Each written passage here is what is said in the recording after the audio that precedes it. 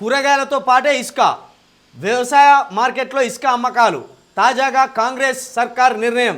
ఇకపై మార్కెట్లోకి పెద్ద పెద్ద డంపర్ల రాక. ఇక ఇది తెలియదొక్క నిర్ణయం.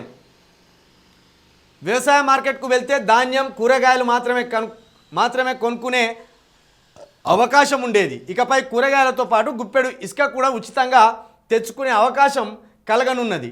విషయం వినడానికి ఎబ్బెట్టుగా ఉన్న ప్రభుత్వం తీసుకున్న ఈ తాజా నిర్ణయంతో ఇదే నిజం కాబోతున్నది అని వ్యవసాయ మార్కెట్లో ఇసుక అమ్మాలని డిప్యూటీ సీఎం మల్లు భట్టి విక్రమార్క శనివారం నిర్ణయం తీసుకున్నారు.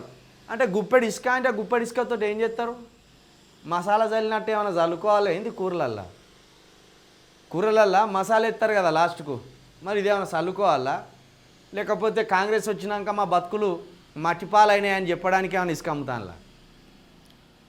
మరి ఇసుకతో పాటు పెండ కూడా అమ్మరాదు. పెండ గొబ్బెమ్మలు పెట్టుకుంటారు కదా, ఇండ్లు అలుపుకుంటారు కదా, పెండ కూడా అమ్మే ప్రయత్నం చేయరు. దేనికి అనేది ఏమైనా అర్థం ఉన్నదా? గిప్పటి ఇసుక వల్ల వచ్చేదేమున్నది? మరి ఏందో కూరగాయలతో పాటు ఇసుక కూడా అమ్ముతానులాట. మరి ఏ ఆలోచనతో అమ్ముతానో అది మంచిగా వివరంగానైనా రాయకపాయ.